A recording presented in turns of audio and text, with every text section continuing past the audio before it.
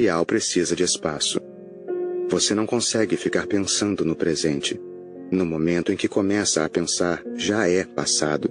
Você vê o sol nascendo. Você vê o sol e diz, que lindo o sol nascente. Isso já é passado.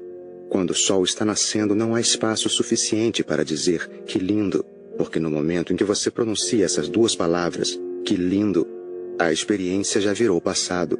A mente já a retém na memória.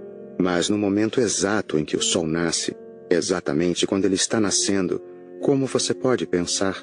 O que você pode pensar? Você pode estar com o sol nascente, mas não pode pensar. Para você há espaço suficiente, mas não para os pensamentos. Uma linda flor no jardim e você diz, uma linda rosa. Agora você já não está mais com a rosa. Nesse momento, isso já é uma lembrança. Quando a flor está lá e você também está, um está presente para o outro. Como você pode pensar? O que você vai pensar? Como o pensamento é possível? Não há espaço para isso. O espaço é tão pequeno. Na verdade, não existe espaço nenhum, que você e a rosa não podem sequer existir como duas coisas separadas, pois não há espaço suficiente para duas coisas, só para uma. É por essa razão que, quando está profundamente presente, você é a flor e a flor se torna você. Quando não existe pensamento, quem é a flor e quem está observando? O observador se torna a coisa observada. De repente desaparece qualquer fronteira. Você entrou na flor e a flor entrou em você. De repente vocês deixam de ser duas coisas diferentes. Existe uma só coisa. Se começa a pensar, vocês voltam a ser duas coisas diferentes. Se você não pensa, onde fica a dualidade? Quando você existe com a flor, sem pensar, acontece um diálogo. Não um duólogo, mas um diálogo. Quando você existe com a pessoa amada, acontece um diálogo, não um duólogo, pois não existem dois seres ali. Quando se senta ao lado da pessoa amada, segura a mão dela. Você simplesmente existe. Você não pensa nos dias que se passaram e não voltam mais. Não pensa no futuro que vem pela frente. Você está aqui, agora. E é tão bonito estar aqui e agora. É tão intenso. Nenhum pensamento pode invadir essa intensidade. E estreito é o portão. Estreito é o portão do presente. Duas coisas não podem passar por ele ao mesmo tempo, só uma. No presente, é impossível pensar, é impossível sonhar, porque sonhar nada mais é que pensar em quadros. Ambos são coisas, ambos são materiais. Quando está no presente sem pensar, você pela primeira vez é espiritual. Uma nova dimensão se abre. Essa dimensão é a consciência. Como vocês não conhecem essa dimensão, Heráclito diz que vocês estão dormindo, não estão conscientes. Consciência significa estar tão plenamente no presente que não existe movimento nem para o passado, nem para o futuro. Deixa de existir qualquer movimento. Isso não significa que você fica estático. Um outro movimento começa, um movimento em profundidade. Existem dois tipos de movimento, e é esse o significado da cruz de Jesus. Ela mostra dois movimentos, uma encruzilhada. Um movimento é linear. Você segue numa linha, de uma coisa a outra, de um pensamento a outro, de um sonho a outro. De A você vai para B, de B vai para C, de C para D. É desse jeito que você se movimenta, numa linha, na horizontal. Esse é o movimento do tempo. Esse é o movimento da pessoa que dorme profundamente. Você é como um trem, vai e volta sempre nos trilhos. Você vai de B para A, ou pode ir de A para B. O trilho está sempre no mesmo lugar. Existe um outro tipo de movimento que está numa dimensão totalmente diferente. Esse movimento não é horizontal, é vertical. Você não vai de A para B, de B para C. Você vai de A para um A profundo. De A1 para A2, daí para A3 e então para A4. Vai cada vez mais fundo, ou cada vez mais alto. Quando o pensamento cessa, começa esse outro movimento. Agora você mergulha cada vez mais fundo, num fenômeno como que abissal. As pessoas que meditam profundamente cedo ou tarde chegam a esse ponto. Então ficam com medo porque sentem como se um abismo se abrisse sob os seus pés. Quando não tem chão, você sente vertigem, fica com medo. Prefere se apegar ao outro movimento, que já é mais conhecido. Esse movimento abissal é como a morte. É esse o significado da cruz de Jesus. Uma morte. Ir do horizontal para o vertical é uma morte. É essa a verdadeira morte. Mas só é morte por um lado, por outro é ressurreição. É morrer para poder nascer. É morrer para uma dimensão e nascer para outra. Na horizontal, você é Jesus. Na vertical, você é o Cristo. Se pula de um pensamento para outro, você fica nos domínios do tempo. Se mergulha no momento, não nos pensamentos, você mergulha na eternidade. Você não fica estático. Nada é estático neste mundo. Nada pode ser estático. Mas surge um outro movimento, um movimento sem motivação. Lembre-se destas palavras. Na linha horizontal, você se move por causa da motivação. Você tem de conquistar algo, dinheiro, prestígio, poder ou Deus, mas tem de conquistar alguma coisa. Existe uma motivação ali. Movimento motivado significa sono. Movimento desmotivado significa consciência. Você se movimenta porque o movimento é agradável. Você se movimenta porque movimento é vida. Porque vida é energia e energia é movimento. Você se movimenta porque energia é prazer, por nenhuma outra razão. Não existe nenhuma meta. Você não está em busca de nenhuma realização. Na verdade, você não está indo a lugar nenhum. Não está sequer indo. Está simplesmente se deliciando na energia. Não existe nenhum objetivo exterior ao movimento em si. O movimento tem seu próprio valor intrínseco. Não tem valor extrínseco. Alguém como Buda também vive. Alguém como Heráclito vive. Eu estou aqui vivendo, respirando, mas com um tipo diferente de movimento, desmotivado. Alguém me perguntou alguns dias atrás, por que você ajuda as pessoas na meditação? Eu disse a essa pessoa, para mim isso é um prazer. Não faço por nenhuma razão em especial. Simplesmente gosto. Assim como a pessoa que gosta de plantar flores num jardim, esperar até que elas cresçam.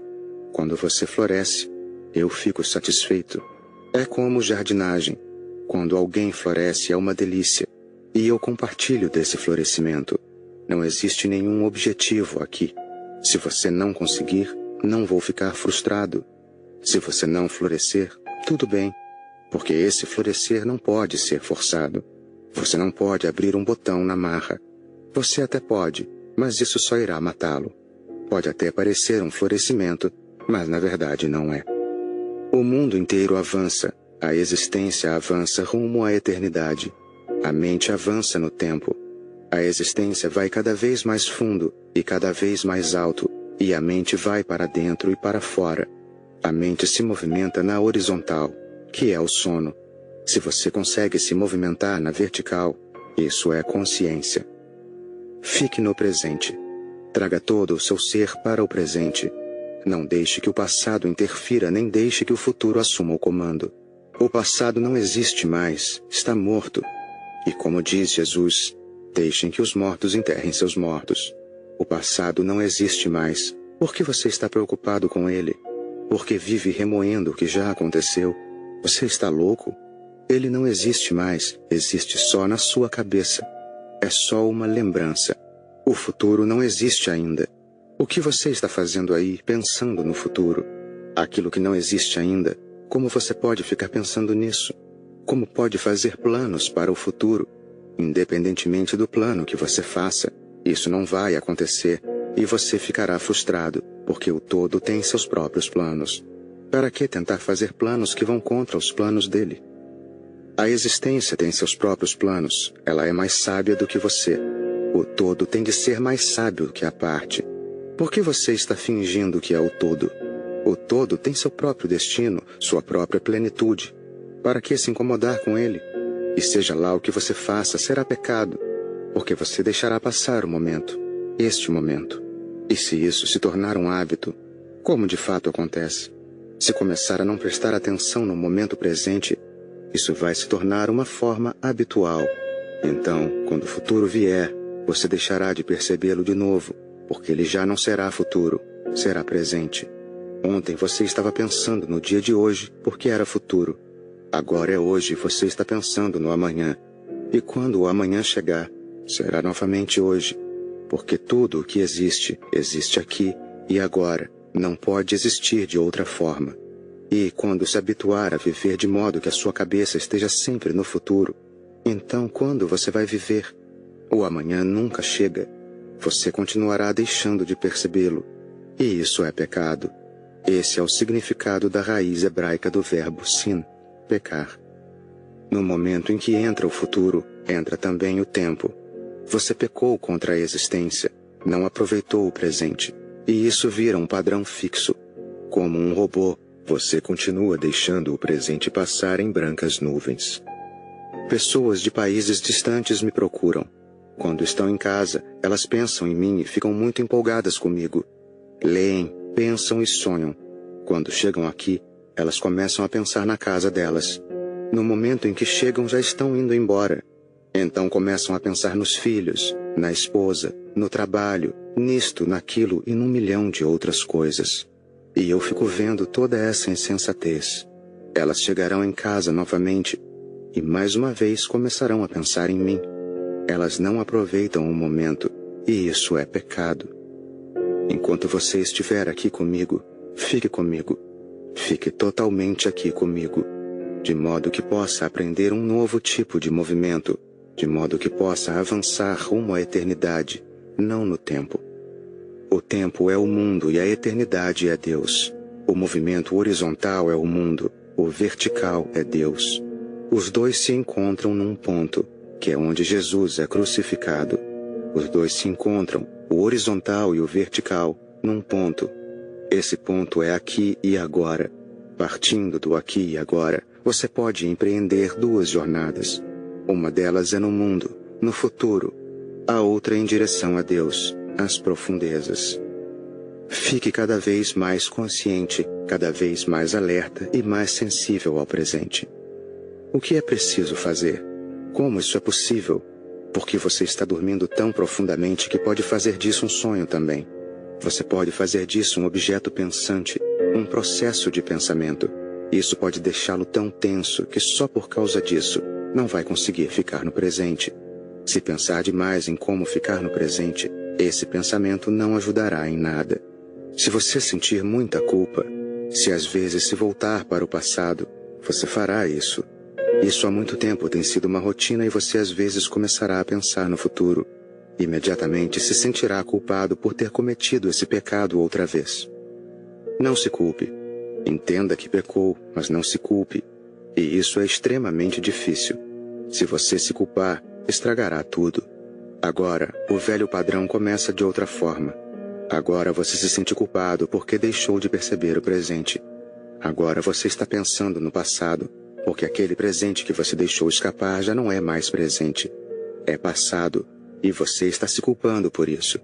Você ainda está deixando de perceber o momento presente. Portanto, lembre-se de uma coisa. Sempre que se pegar pensando no passado ou no futuro, não faça uma tempestade por causa disso. Simplesmente volte para o presente sem criar problemas. Não faz mal. Traga simplesmente a consciência de volta. Você terá de fazer isso 1 milhão de vezes. Não vai conseguir agora imediatamente. Vai acontecer, mas não por causa de você. Trata-se de um modo de comportamento que se fixou há muito, muito tempo e que você não vai conseguir mudar já. Mas não se preocupe, a vida não tem pressa. A eternidade pode esperar eternamente. Não fique preocupado com isso. Sempre que perceber que perdeu o contato com o presente, volte a ele, e isso é tudo o que tem a fazer. Não se sinta culpado. Esse é um truque da mente. Agora ele está mais uma vez fazendo o mesmo jogo. Não repita, esqueci de novo. Assim que pensar nisso, preste atenção novamente ao que estiver fazendo. Se estiver tomando banho, preste atenção no banho. Se estiver comendo, preste atenção na comida. Se estiver caminhando, preste atenção nos seus passos. No momento em que perceber que já não está mais aqui e agora, volte a atenção para o presente, com simplicidade e inocência. Não pense em se culpar. Se fizer isso, você não estará captando o espírito da coisa. Haverá um pecado, mas não haverá culpa. Mas isso não será nada fácil. Quando percebe que há algo errado, você logo se sente culpado. A mente é muito, muito esperta. Se você se culpa, o jogo começa novamente. Num outro nível, mas o mesmo jogo de sempre. As pessoas me procuram e dizem: continuamos esquecendo. Estão tão tristes quando comentam: continuamos esquecendo. Nós tentamos, mas só nos lembramos por alguns segundos. Ficamos alertas, atentos ao que se passa conosco, mas aí já era. O que fazer? Não há nada a fazer. Não é uma questão de se fazer alguma coisa. O que você pode fazer? Só há uma coisa a fazer: não se culpar. Apenas torne a prestar atenção no presente. Quanto mais fizer isso, simplesmente se lembrar, não com o semblante carregado fazendo um grande esforço, com simplicidade, despretensão, sem fazer uma tempestade por causa disso, porque a eternidade não tem problemas. Todos os problemas só existem no plano horizontal. Esse problema também só existe no plano horizontal. No plano vertical não existem problemas. Ele é puro prazer, sem nenhuma preocupação, sem angústia, sem preocupações, sem culpa, sem nada. Seja prático e volte para o presente. Você deixará o presente escapar muitas vezes, isso é garantido. Mas não se preocupe com isso. As coisas são assim mesmo. Você cairá muitas vezes no mesmo erro, mas isso não é o mais importante. Não preste muita atenção no fato de ter perdido o contato com o presente muitas vezes. Preste atenção no fato de que você retomou esse contato muitas vezes. Lembre-se disto. Não dê ênfase ao fato de que esqueceu muitas vezes do presente, mas ao fato de que se lembrou dele várias vezes também. Fique feliz com isso. Você se esqueceu dele, é claro, e isso é inevitável. Você é humano, viveu no plano horizontal por muitas e muitas vidas, portanto é natural. O bom é que você muitas vezes voltou a se lembrar dele. Você fez o impossível. Fique feliz com isso. Em 24 horas, você se esqueceu dele 24.000 vezes, mas por 24.000 vezes, voltou a se lembrar. Agora um novo comportamento foi posto em ação. Foram tantas as vezes em que você voltou para casa. Agora uma nova dimensão está surgindo pouco a pouco. Você ficará consciente por cada vez mais tempo e diminuirão suas idas e vindas para o futuro e o passado. O período de retrocesso e de avanço no tempo será cada vez menor. Você esquecerá cada vez menos e se lembrará cada vez mais. Começará a entrar no vertical. Um dia, de repente, o horizontal desaparece. A consciência se intensifica e o horizontal desaparece. É por isso que Shankara, o Vedanta e os hindus chamam este mundo de ilusório. Porque quando a consciência torna-se perfeita, este mundo que você criou com a mente simplesmente desaparece. Um outro mundo se revela a você. Maya desaparece, a ilusão desaparece. A ilusão só existe porque você está dormindo, por causa da sua inconsciência. É justamente como um sonho.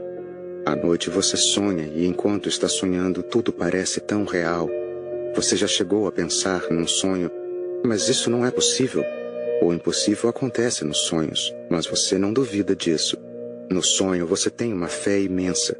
Ninguém é cético enquanto sonha, nem mesmo Bertrand Russell. Não, no sonho todo mundo é como criança. Confia em tudo o que acontece. Você vê sua mulher no sonho. De repente ela se transforma num cavalo. Nem por um instante você pensa: como isso é possível? Sonho é confiança, é fé. Não há como duvidar num sonho. Quando você começa a ter dúvidas durante o sonho, as regras são quebradas. Assim que você duvida, o sonho começa a se desvanecer. Se você conseguir lembrar, ao menos uma vez, que se trata de um sonho, repentinamente isso vira um choque. O sonho se estilhaça e você acorda. Este mundo que você vê ao seu redor não é o mundo verdadeiro. Não que ele não exista, ele existe. Mas você o vê através da tela do sono. Existe uma inconsciência entre você e ele. Você olha para ele e o interpreta à sua moda. É como se você estivesse embriagado. Todos os Budas riram quando despertaram. A risada é como o rugido de um leão. Eles riem não de você. Eles riem de toda a piada cósmica. Vocês vivem num sonho, adormecidos, completamente inebriados pelo desejo, e é através desse desejo que vem a existência. Mas essa não era uma existência verdadeira. Vocês projetaram nela seu próprio sono. Vocês encaram toda a existência como uma tela, e então projetam sua própria mente nessa tela. Você vê coisas que não existem e deixa de ver o que existe. E a mente tem explicação para tudo. Se uma dúvida o assalta, a mente explica. Ela cria teorias, filosofias, sistemas, só para se sentir bem e ter certeza de que nada está errado. Todas as filosofias existem para fazer com que a vida fique conveniente, de forma que tudo pareça em ordem, com nada fora do lugar. Mas tudo está fora do lugar enquanto você está dormindo. Todas as filosofias se resumem a isto: explicações para as coisas que não podem ser explicadas, com a pretensão de que se conhece tudo o que é desconhecido. Mas elas conseguem fazer com que a vida fique conveniente. Você consegue dormir melhor, pois elas são como tranquilizantes. Lembre-se, existe uma diferença entre religiosidade e filosofia. A filosofia é um tranquilizante, a religiosidade é um choque. A filosofia ajuda você a dormir bem. A religiosidade faz você acordar. A religiosidade não é uma filosofia. É uma técnica para livrar você da sua inconsciência. E todas as filosofias são técnicas para ajudar você a dormir melhor. Elas dão a você sonhos, utopias. A religiosidade tira de você todos os sonhos, todas as utopias. Ela lhe apresenta a verdade. E a verdade só é possível quando você não está sonhando. A mente que sonha não consegue enxergar a verdade.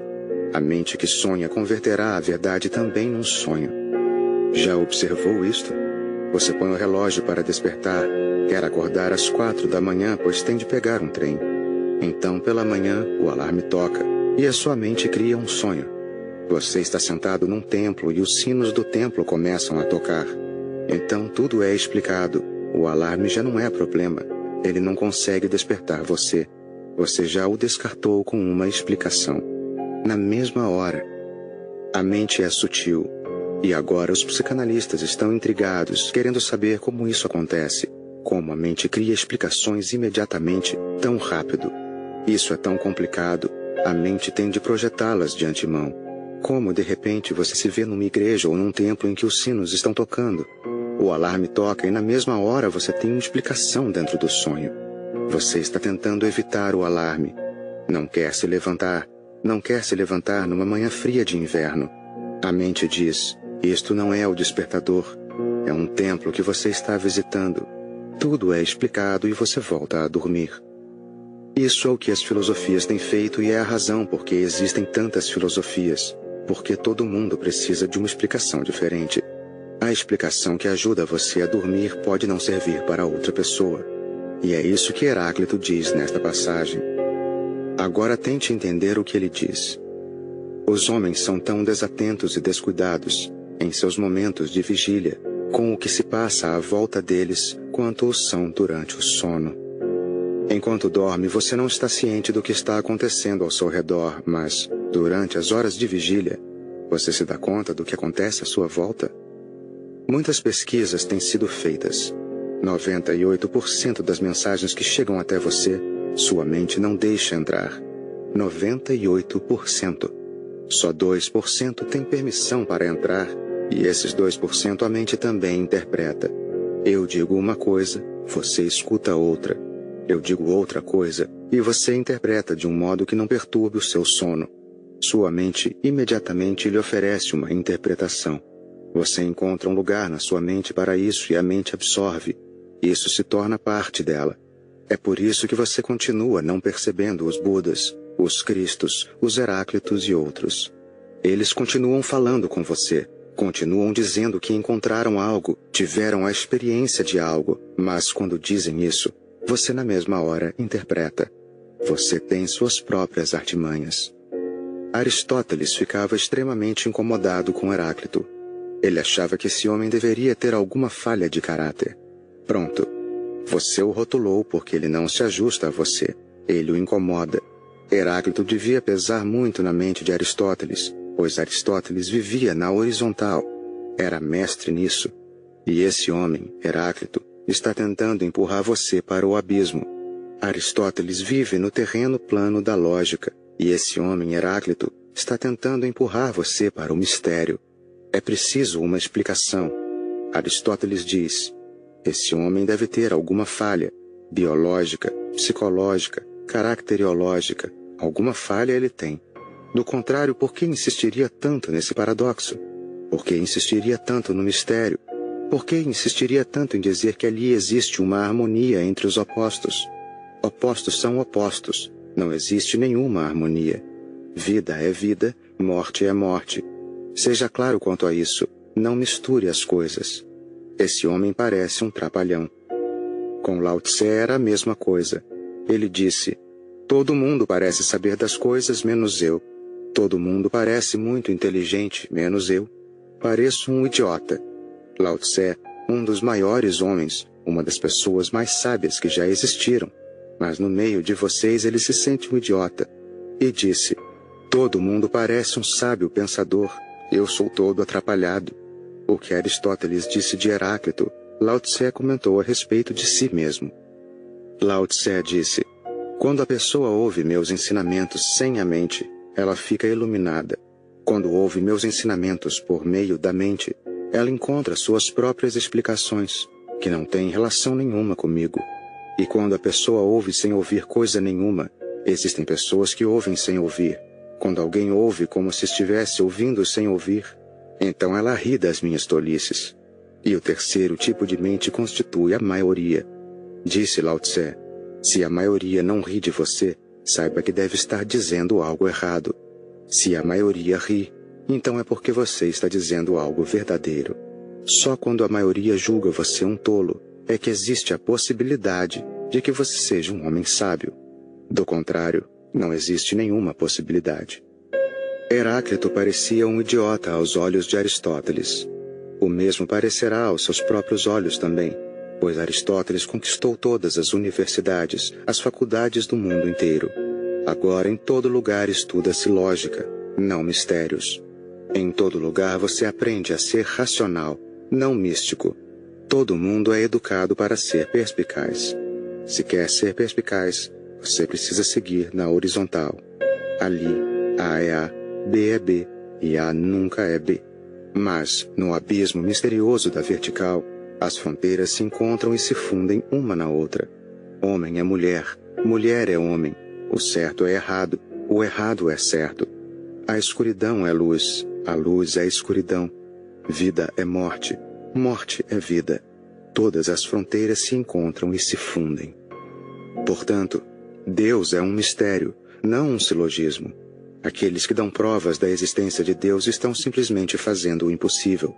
Não se pode dar nenhuma prova da existência dele. As provas só existem na horizontal. Eis o significado da verdade. Você cai no abismo, sente o abismo, simplesmente desaparece nele. E então você sabe. Você só sabe quando a mente está ausente. Nunca antes disso. Tolos, embora ouçam, são como surdos. A eles aplica-se o adágio de que, mesmo quando presentes, eles estão ausentes. Onde quer que você esteja presente, é exatamente nesse lugar que também está ausente. Você pode estar em qualquer lugar, menos ali, onde está fisicamente. Onde quer que esteja, ali você não está. Nas antigas escrituras tibetanas está escrito que Deus veio até você muitas vezes, mas que nunca conseguiu encontrá-lo ali, onde você estava. Ele bate na porta, mas o anfitrião não está. Está em outro lugar qualquer. Você está em casa, na sua casa ou em outro lugar. Como Deus vai encontrar você? Não é preciso ir até ele. Basta que fique em casa e ele encontrará você. Ele está à sua procura assim como você está à procura dele. Basta que você fique em casa. Assim, quando ele vier, vai encontrar você. Ele vem, bate milhões de vezes, espera na porta, mas você nunca está. Diz Heráclito: tolos, embora ouçam, são como surdos. A eles aplica-se o adágio de que, mesmo quando presentes, eles estão ausentes. Esse é o sono. Estar ausente, não estar presente no momento, estar em outro lugar qualquer. Você não está presente. Não está no presente nem para o mundo, nem para si mesmo. Esse é o sono. Então, como você pode ouvir? Como pode ver? Como pode sentir? Se não está presente aqui e agora, todas as portas estão fechadas. Você é uma pessoa morta, não está viva. É por isso que Jesus não se cansava de dizer aos seus ouvintes: se tiverem ouvidos, ouçam-me. Se tiverem olhos, vejam-me. Heráclito deve ter encontrado muitas pessoas que escutavam, mas não ouviam, que enxergavam, mas não viam, porque a casa delas estava completamente vazia. O dono da casa não estava. Os olhos estavam enxergando, os ouvidos ouvindo, mas o dono da casa não estava presente lá dentro. Os olhos são simplesmente janelas. Eles só podem ver se você vir através deles. Como é que uma janela pode ver? Você tem de estar à janela, só assim poderá ver. Como? Ela é só uma janela, não pode sentir. Se você está ali, então é bem diferente. O corpo todo é como uma casa e a mente está viajando. O dono da casa está sempre viajando para algum outro lugar e a casa fica vazia, e a vida bate à sua porta. Você pode chamá-la de Deus, ou seja lá do que for. O nome não interessa. Chame de existência. Ela bate na porta, não para de bater, mas nunca o encontra em casa. Esse é o sono. A pessoa não deve agir ou falar como se estivesse dormindo. Haja, fale com total consciência e você vai perceber uma enorme diferença em você. O próprio fato de estar consciente já muda as suas atitudes. Assim não haverá como cometer nenhum pecado. Não que você tenha de se controlar, não. O controle é um substituto ruim para a consciência, um substituto muito ruim. Não ajuda muito. Se você está consciente, não precisa controlar a raiva. Na consciência, a raiva nunca aparece. Eles não podem existir ao mesmo tempo. Para eles não existe coexistência. Na consciência, nunca existe inveja. Na consciência, muitas coisas simplesmente desaparecem. Todas as coisas que são negativas. Ela é assim como uma luz. Se há luz na sua casa, como pode haver escuridão? A escuridão simplesmente desaparece. Quando sua casa está iluminada, como você vai tropeçar? Como vai trombar com a parede? A luz está ali. Você sabe onde está a porta. Você vai simplesmente até ela. Entra e sai quando quer. Quando está no escuro, você tropeça. Anda às apalpadelas, cai. Quando está inconsciente, você tateia no escuro, tropeça, cai. A raiva nada mais é que um tropeção. A inveja não passa de um tatear no escuro. Tudo o que está errado está assim não porque seja assim, mas porque você está vivendo no escuro. Se alguém como Jesus quiser ficar com raiva, ele pode ficar. Pode usar a raiva. Você não pode usar a raiva. Você é usado por ela. Se Jesus achar que será útil e servirá para alguma coisa, ele pode usar qualquer coisa. Ele é um mestre. Jesus pode ficar com raiva sem ficar com raiva. Muitas pessoas trabalharam com Gurdjieff, e ele era um homem terrível. Quando estava com raiva, ficava terrivelmente zangado. Parecia um assassino. Mas tudo não passava de um jogo, só uma situação para ajudar alguém. E imediatamente, num só instante, ele parecia outra pessoa e já estava sorrindo. E então ele se voltava para a mesma pessoa a quem antes dirigira a sua raiva e voltava a demonstrá-la, assumindo novamente uma aparência assustadora. Isso é possível. Quando está consciente, você pode usar o que quiser. Até um veneno vira elixir quando você está consciente. E quando está dormindo, até um elixir vira veneno, porque a coisa toda depende do seu ser estar ou não alerta. Os atos não significam nada. Os atos não importam. Você, sua consciência, seu ser consciente, alerta, é o que interessa. O que você faz não é o principal. Depois que você conhece a consciência, nada mais vale a pena. Você descobre a maior bem-aventurança da vida. Então, de repente, muitas coisas simplesmente se esvaem, viram bobagem, pura tolice. A motivação desaparece, o desejo desaparece, os sonhos vêm abaixo. A pessoa não deve agir ou falar como se estivesse dormindo. Essa é a única chave. Os que estão acordados têm um mundo em comum. Os que dormem têm cada um o seu mundo particular. Os sonhos são particulares, totalmente particulares. Ninguém pode entrar no seu sonho. Você não pode compartilhar um sonho com a pessoa que ama. Marido e mulher, eles dormem na mesma cama, mas sonham separadamente. É impossível compartilhar um sonho, pois ele não é nada. Como alguém pode compartilhar o nada? Ele é como uma bolha, absolutamente não existencial. Você não pode compartilhá-lo, você tem de sonhar sozinho. É por essa razão, por causa das pessoas que dormem, de tantas pessoas que dormem, que existem tantos mundos. Você tem seu próprio mundo. Se está dormindo, você vive enclausurado nos seus pensamentos, conceitos, sonhos, desejos. Sempre que encontra outra pessoa, dois mundos entram em choque. Mundos em rota de colisão. É esse o estado das coisas. Observe. Repare num casal conversando. Eles não conversam coisa nenhuma. O marido está pensando no trabalho, no salário. A mulher está pensando no que vai vestir no Natal. Interiormente eles vivem em mundos particulares, mas esses mundos acabam se encontrando, ou melhor, colidindo. Porque a roupa da mulher depende do salário do marido, e o salário do marido tem que ser suficiente para a roupa da mulher. Ela diz, querido, mas por trás da palavra querido estão as roupas. Ela está pensando nelas. O querido não significa o que está escrito no dicionário, pois toda vez que uma mulher diz querido, isso não passa de um disfarce. E o marido na mesma hora fica com medo. Ele não demonstra, é claro, porque quando alguém diz querido, você não pode demonstrar medo. Ele diz, o que é, meu bem? Mas ele está com medo, porque está pensando no salário, e ele sabe que o Natal está chegando e que isso é perigoso. Nenhum diálogo é possível porque interiormente existem dois mundos particulares. Só o conflito é possível. Os sonhos são particulares, a verdade não é particular. A verdade não pode ser particular. Ela não pode ser minha ou sua. Não pode ser dos cristãos ou dos hindus, nem dos indianos ou dos gregos. A verdade não pode ser particular. Os sonhos são particulares.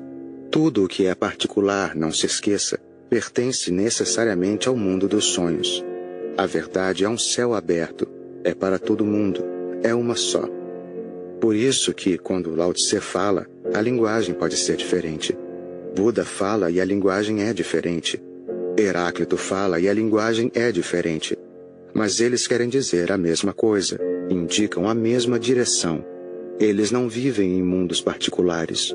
O mundo particular desapareceu com seus sonhos, com seus desejos, com a mente. A mente tem um mundo particular, mas a consciência não tem mundos particulares. O despertar tem um mundo em comum. Todos aqueles que estão despertos têm um mundo em comum, que é a existência. E todos aqueles que estão dormindo e sonhando têm seus próprios mundos. O seu mundo tem de ser descartado. Essa é a única renúncia que eu lhe peço. Não digo que deixe sua mulher, não digo que deixe seu trabalho, não digo que deixe seu dinheiro, que deixe qualquer coisa que seja sua. Não. Digo simplesmente que deixe seu mundo particular de sonhos. Isso é Sânias para mim.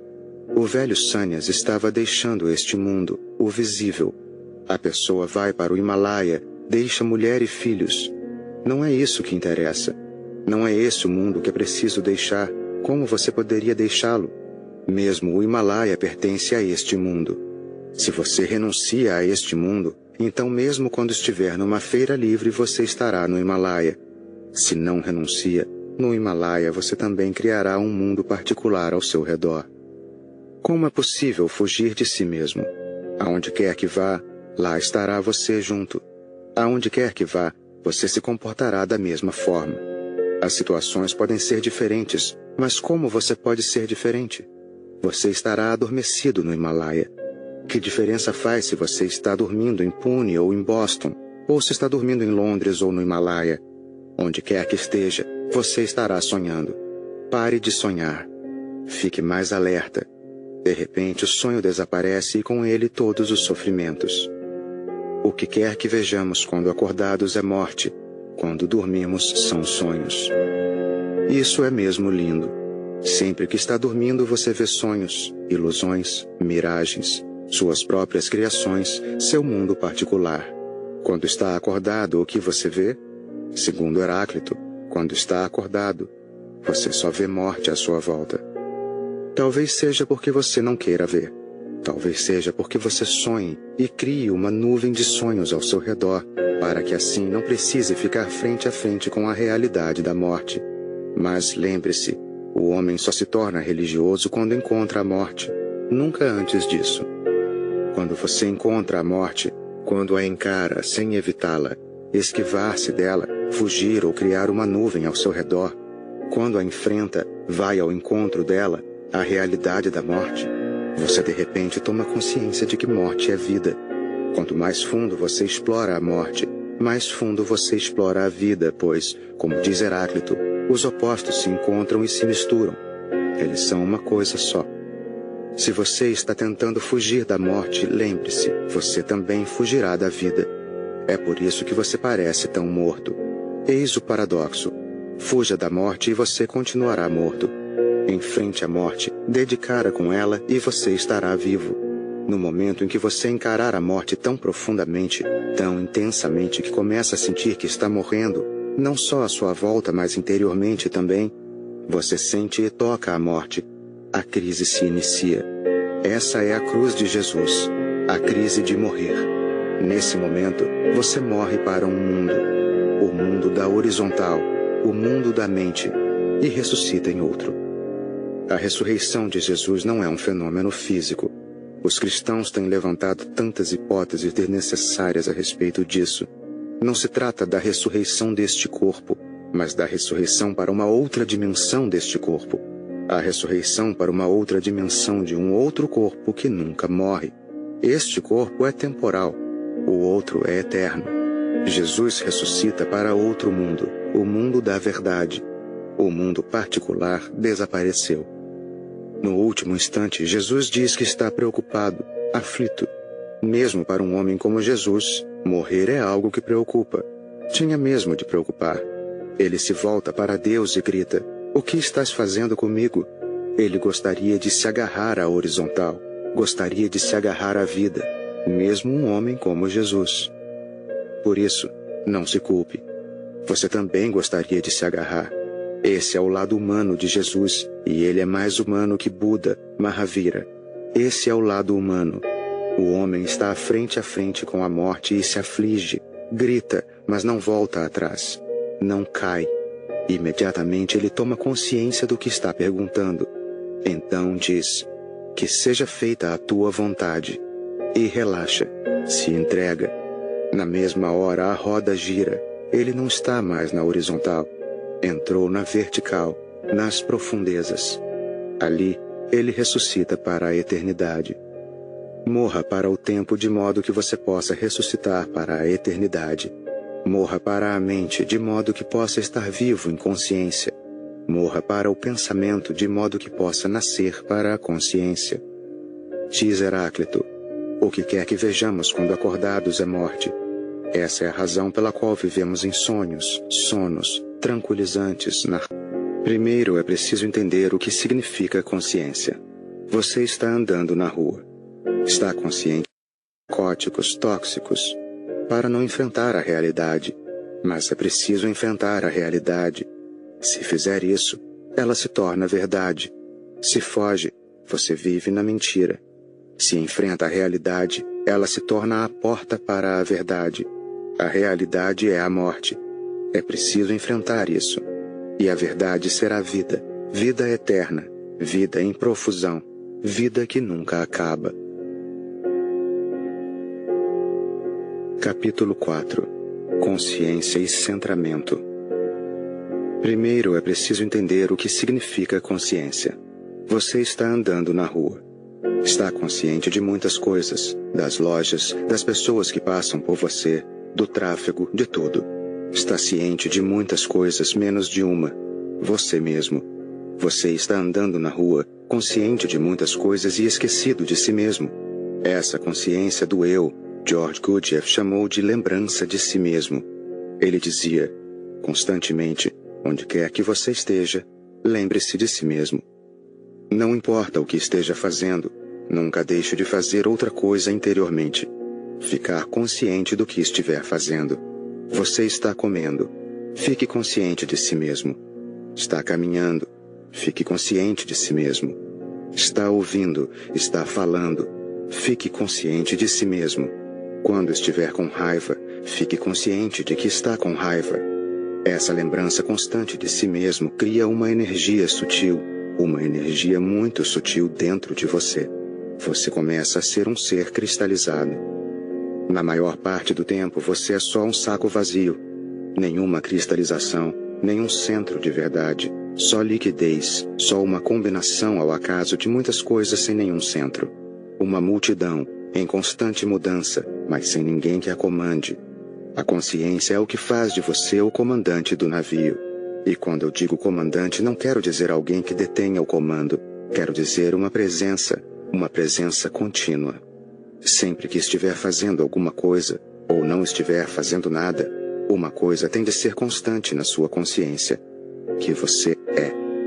O simples sentimento de si mesmo, e de que esse si mesmo é, cria um centro de calma, um centro de silêncio, um centro de comando interior. Trata-se de um poder interior. E quando eu digo poder interior, quero dizer literalmente isso. É por isso que Buda fala do fogo da consciência. Ela é um fogo. Se começar a ficar consciente, você começará a sentir uma energia nova em você, um fogo, uma vida nova. E por causa dessa vida nova, desse poder, dessa energia, muitas coisas que dominavam você se dissipam. Você não tem de lutar contra elas. Você tem de lutar contra a sua raiva, contra a sua ganância, contra o sexo, porque você é fraco. Portanto, na verdade, a ganância, a raiva, o sexo não são o problema. A fraqueza é o problema. Quando você começar a ficar mais forte interiormente, com um sentimento de presença interior, de que você é, suas energias ficam concentradas, cristalizadas num único ponto, e nasce um eu. Veja, não nasce um ego, nasce um eu. O ego é um sentido falso de eu. Mesmo sem ter um eu, você continua acreditando que você é um eu, que na verdade é o ego. Ego significa falso eu. Você não é um eu, embora acredite que seja. Maulunputra, um buscador da verdade, veio até Buda, que lhe perguntou: "O que você procura?" Maulunputra disse: "Procuro por mim mesmo. Ajude-me." Buda lhe pediu para prometer que faria tudo o que fosse sugerido. Maulunputra começou a soluçar e disse: "Como posso prometer? Eu não sou ainda. Como posso prometer? Não sei o que vou fazer amanhã, não tenho nenhum eu que possa prometer. Por isso não peça o impossível.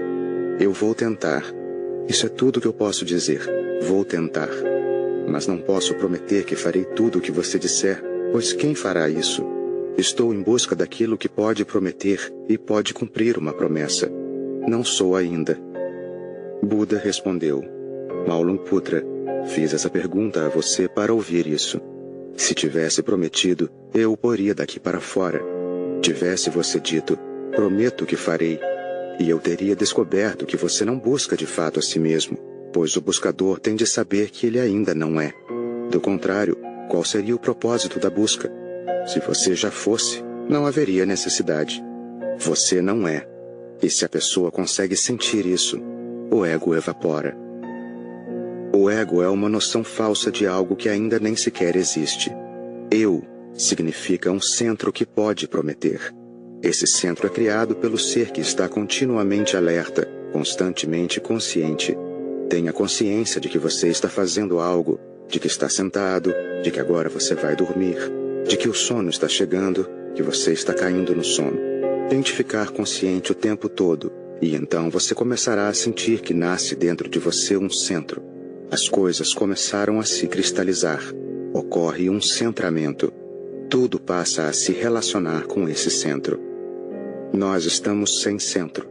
Às vezes nos sentimos centrados, mas esses são momentos em que a situação nos obriga a ficar conscientes. Se de repente surgir uma situação de grande perigo, você começará a sentir um centro dentro de você, pois ficamos conscientes quando estamos em perigo. Se alguém vai matar você, não dá para pensar. Não é possível ficar inconsciente. Toda a sua energia está centrada e esse momento se torna sólido. Você não pode ir para o passado, nem pode ir para o futuro. Esse momento passa a ser tudo o que existe. E nesse instante, você não só fica consciente do assassino, como fica consciente de si mesmo, a pessoa que está sendo assassinada. Nesse momento sutil, você começa a sentir um centro dentro de si. É por isso que os jogos perigosos atraem as pessoas. Pergunte a alguém que esteja tentando chegar ao topo do Guri Shankar, do Everest. A primeira vez em que Hillary esteve lá, ele deve ter sentido um centro repentino. E, na primeira vez em que alguém pisou na Lua, deve ter brotado um sentimento repentino de centramento. É por isso que o perigo é tão fascinante. Você está dirigindo um carro e começa a aumentar cada vez mais a velocidade e então começa a ficar perigoso. Você não consegue pensar. Os pensamentos se interrompem.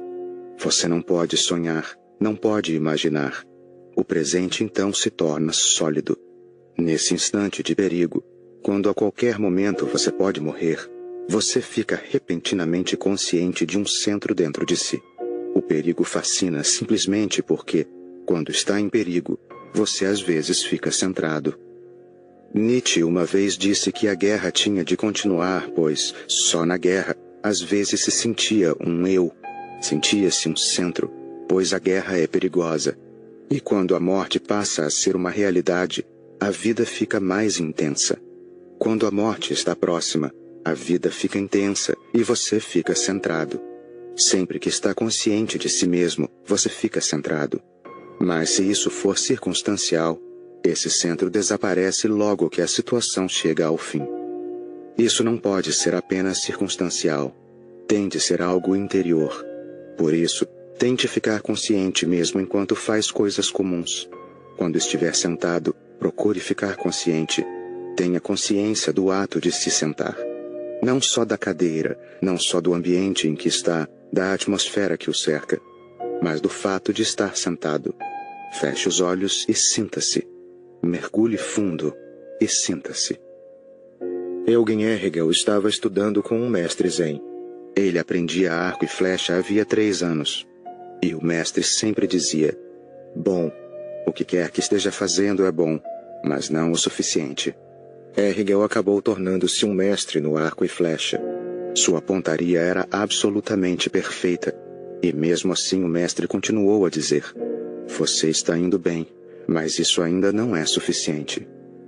Mesmo com uma pontaria perfeita, disse Erhegel. Então o que mais você espera de mim? Como é possível ir além disso?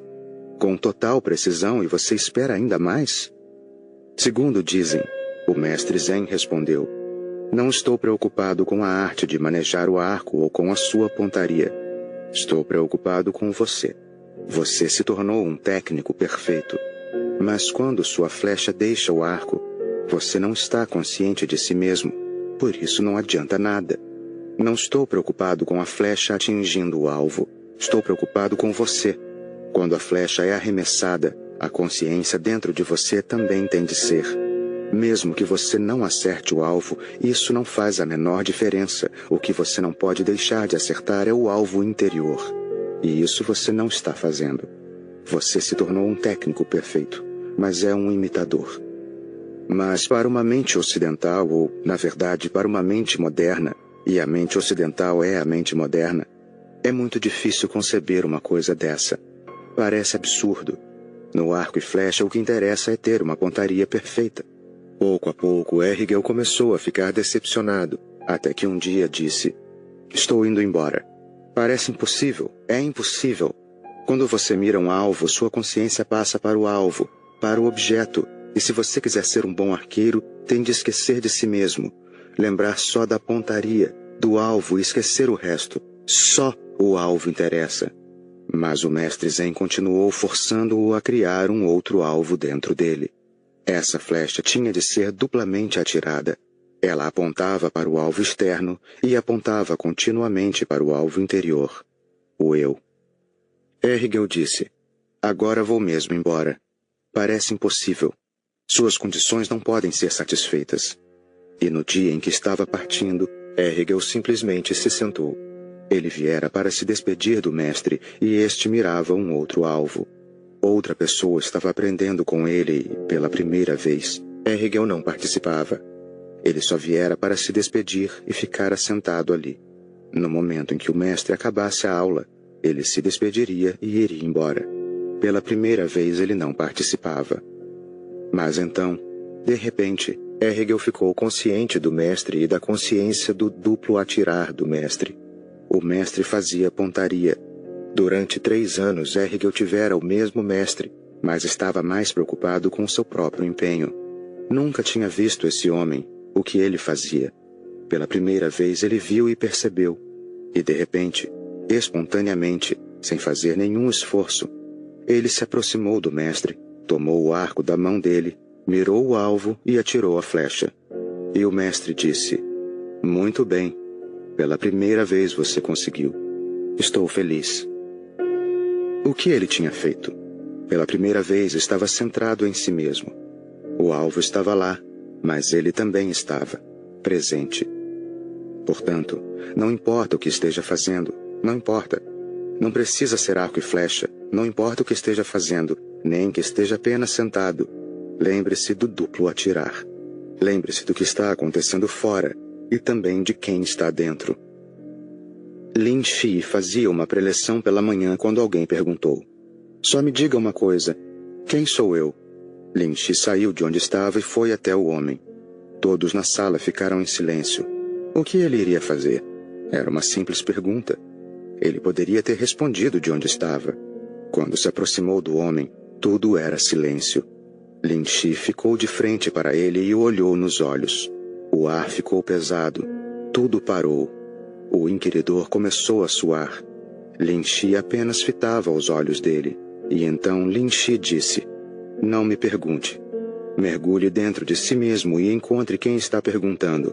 Feche os olhos. Não pergunte quem sou eu. Entre dentro de você e descubra quem está perguntando, quem é esse inquiridor interno. Esqueça-me. Encontre a fonte da pergunta. Mergulhe fundo no seu mundo interior." E contam que o homem fechou os olhos, ficou em silêncio e, de repente, ele era um iluminado. Abriu os olhos, riu, tocou os pés de Lin Shi e disse: "Você me respondeu. Tenho feito essa pergunta a todo mundo e recebi muitas respostas, mas nada provou ser a resposta. Mas você me respondeu. Quem sou eu? Como alguém pode responder essa pergunta? Mas nessa situação em particular, 1000 pessoas em silêncio, em profundo silêncio, Lin Shi se aproximou com um olhar penetrante e simplesmente ordenou ao homem: feche os olhos, mergulhe dentro de si e encontre o inquiridor dentro de você. Não espere que eu dê a resposta. Descubra quem perguntou." E o homem fechou os olhos. O que aconteceu nesse caso? Ele ficou centrado. De repente ele se centrou. De repente tomou consciência da sua essência mais profunda. Isso tem de ser descoberto, e a consciência é o método que se usa para descobrir essa essência profunda. Quanto mais inconsciente você está, mais se distancia de si mesmo. Quanto mais consciente, mais perto chega de si mesmo. Se a consciência for total, você está no centro. Se a consciência for menor, você está próximo da periferia. Quando está inconsciente, você está na periferia em que o centro é completamente esquecido. Existem, portanto, 2 caminhos a seguir. Você pode ir para a periferia e seguir na direção da inconsciência. Sentado, assistindo a um filme, sentado em algum lugar ouvindo música, você pode se esquecer de si mesmo. Nesse caso, você está na periferia. Lendo o Bhagavad Gita ou a Bíblia ou o Alcorão, você pode se esquecer de si mesmo, e aí você está na periferia. Faça o que fizer, se conseguir se lembrar de si mesmo, você estará mais perto do centro. Então, um dia, repentinamente, você fica centrado. Nesse dia você terá energia. Essa energia é o fogo. Toda a vida, toda a existência é energia, é fogo. Fogo é o nome antigo. Agora chamam de eletricidade. O homem usou muitos e muitos nomes para designar essa energia, mas fogo é uma boa opção. Eletricidade parece uma coisa meio morta.